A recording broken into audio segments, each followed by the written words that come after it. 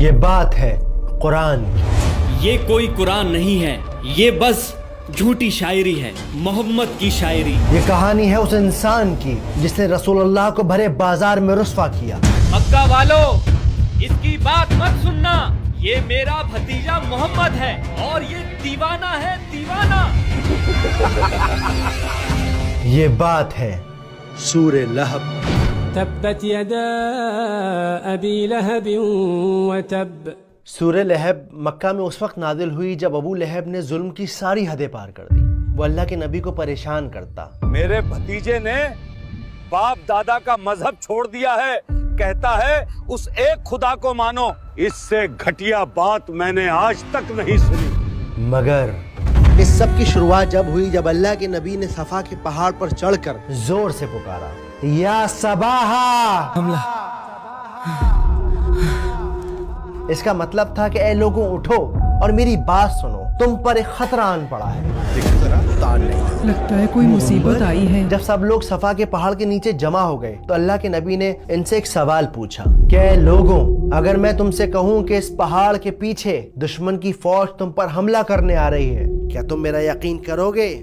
لوگ چلا اٹھے۔ ہاں بالکل کریں گے، کیونکہ آپ سچے ہیں، آپ امین ہیں، آپ صدیق ہیں۔ ان سب لوگوں کے جواب سن کر انہوں نے ان سب سے کہا، میں تمہیں خبردار کرتا ہوں اس آنے والے عذاب سے جو بڑا سخت ہے، اور عبادت کرو اسے ایک رب کی جو ساری کائنات کا مالک ہے۔ یہ بات سن کر ان کے چہروں پر چیختا سناٹا چھا گیا۔ وہ سب ایک دوسرے کو حیرانی سے دیکھنے لگے۔ یہ کیا کہہ رہے ہیں؟ تعجب ہے۔ تو کیا اپنے باپ دادا کا دین چھوڑ دیں؟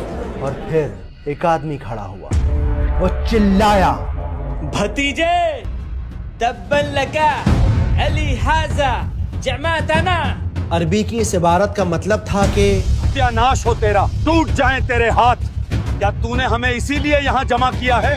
یہ آدمی اور کوئی نہیں بلکہ رسول اللہ کا چچا ابو لہب تھا۔ اس کی بد دعا آسمان سے ٹکرا کر واپس اس پر آ گئی۔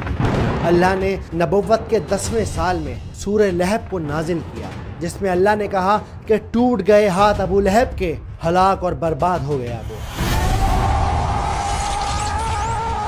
لیکن ابو لہب پھر بھی باز نہ آیا۔ جب یہ صورت نازل ہوئی تو وہ لوگوں سے کہتا، وہ کہتا ہے میرے ہاتھ ٹوٹ گئے، کہاں ٹوٹے میرے ہاتھ؟